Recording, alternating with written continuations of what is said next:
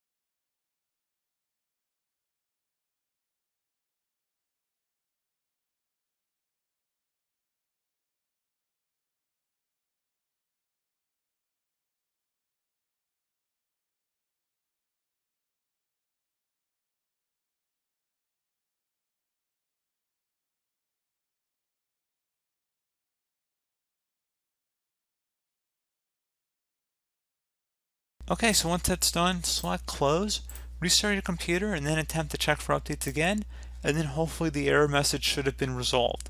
So as always, thank you guys for watching this brief tutorial. Do hope I was able to help you out, and I do look forward to catching you all in the next tutorial. Goodbye.